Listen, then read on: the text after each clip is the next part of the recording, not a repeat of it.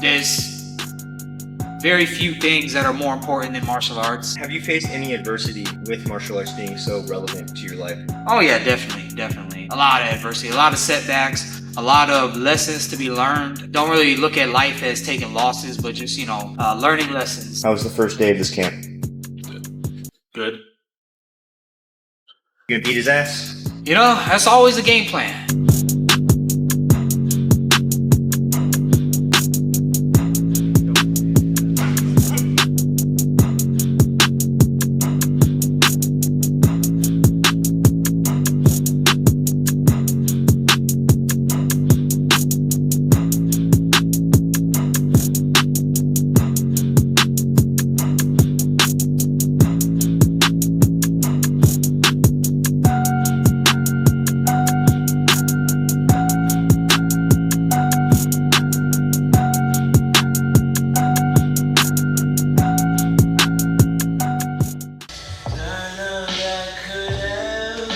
Everything in my upper body feels so puffed up right now. Like my shoulders and chest.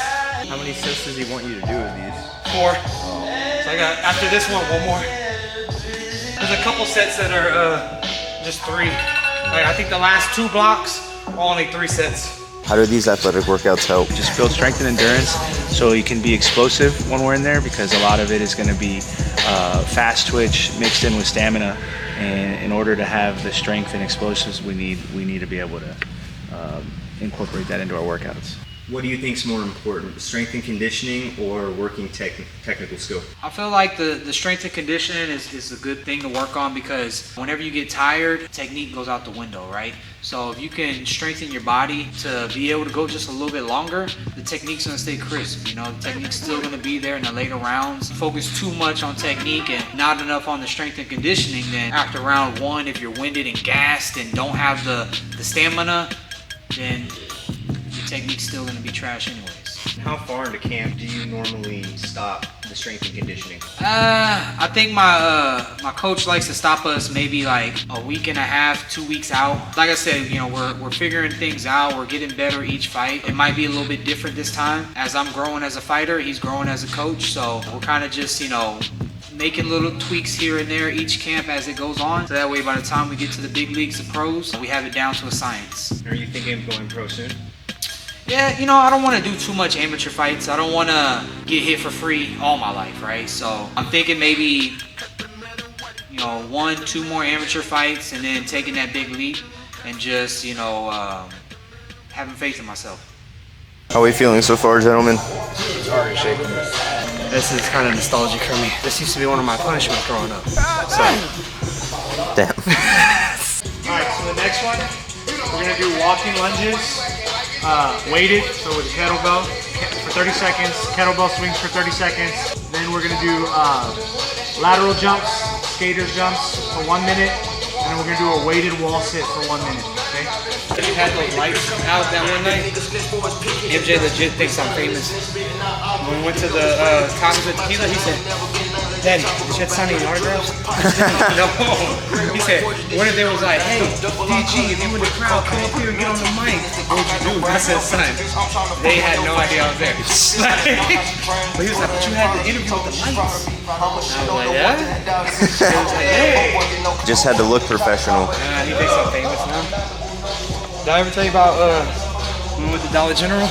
No. He was like, "Daddy, look, DG." I was like, Oh. Dollar General, bro. You gotta run later? Yeah. That's I was awful. I was like, I'm gonna save it for later so I can get some more sleep. Now we're doing legs. Oh, it's gonna hurt so bad later. It's all about motion in the ocean. Right here, get my way. You're talking about from side to side, right? Oh, I usually just use a rectangle. Go 6 feet. No, well, I mean, if I don't get there, I don't get there, but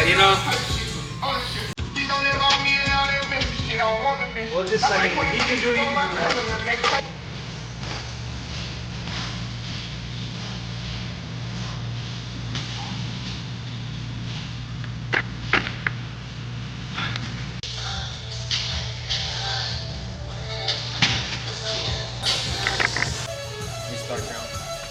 I'm gonna go on the treadmill though. Imagine running in the rain we had. Oh my God. I remember one time I ran in the rain. I was like, who the hell do I think I am? I was like, why would I do this? It hurts when it's coming down hard enough. And it was windy and cold. I was like, what? I was like, never again. How many? 307.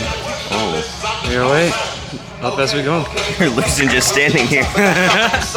What athletic workouts have you found works best for MMA?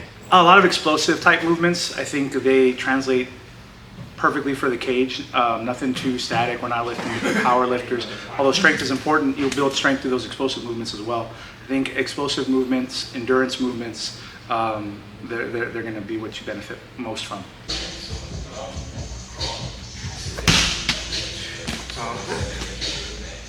The first one, he kicked his heels up. I want to see if he did it again. Would you say you live at your gym?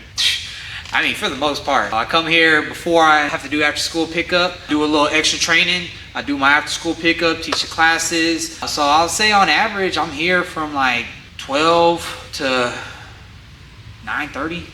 So since you began fighting, what lessons have you learned that's helped you, not just in martial arts, but in your everyday life? When I did sports karate, I didn't really lose too much. You know, I was winning a lot. Then when I made the transition to MMA, out the gate, you know, I got matched up with this 6'4" lightweight. So, you know, he was real long, real linky. Some people would be like, I lost the first one, I'm done. Shoot, I even lost my second one. But I felt like since I started fighting MMA, it's taught me to not be so focused on the outcome of life or the outcome of the situation. You know, there's more to life than that. Can't be thinking of, oh, well, what am I gonna do in the future? What happened in the past? Fighting has really taught me just to live in the moment, take it one step at a time.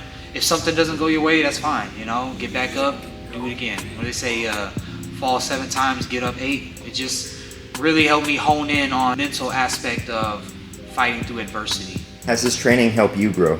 Absolutely. I'm growing every day. I'm trying to become a better coach, trying to become a better leader. Without all of this experience from you guys, it's hard. So every time we go into camp, I try to get a little bit better, not just for me, but for you guys. What difficulties, if any, do you face in training as a coach? I think just the time aspect.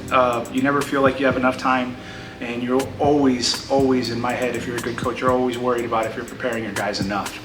Making sure you've got the most knowledge and skill that you can to help them prepare. What sacrifices do you have to make during camp? I would say the main sacrifice that I have to make during camp is family time, you know, the quality time with the kids and the wife. I'm a real big family man. I don't go out and party. I don't do none of that. I'm at dojo and I'm at home. You know, those are like my favorite people in the world. So the fact that I don't get to spend as much time is not only a sacrifice for me, but it's a sacrifice for them as well. You know, and then also, you know, having to cut out the snacking. Like I said, I'm a big family person, so me and my kids, we like to snack together, you know. When daddy's in camp, can't really snack with them, but I can give them all the snacks they want. How have your kids been through this camp? Through any of these camps? Honestly, it really depends on the time frame of it, right? Whenever I have my fights in the summertime and there's no school, you know, I got my little man up here with me. He's actually here with me right now behind the scenes. I don't miss him as much during the summer times because they're able to come up here and be with me at the dojo. During the school time, that's a different story because, you know, they gotta go to sleep. They can't be here with me during my class, so I gotta kiss them on the forehead, send them home with the missus, and then by the time I come back, they're asleep already. So it really depends. During the school season, they miss me. They always want to hang out with me and stuff. I don't have as much energy to give them, so they're learning, they're growing too. Same way as I'm growing as a father and as a fighter. You know, they're growing as little individuals, little people themselves. So one that actually really knows what's going on is my son, because he's always here with me. He's training too, you know, so he does jiu-jitsu, karate, sports MMA, kickboxing, all that stuff too. So he's starting to understand the process a little bit more the older he gets. Do you think he'll want to fight when he's older? Oh, I'd be surprised if he did it once. He's already like begging me now, like, please put me in a fight. Let me do a kickboxing event. Eventually he'll be in there. He already competes at the karate tournaments and stuff like that. So I think it's just only a matter of time of, you know, when he gets of age, I think definitely he'll want to be a fighter.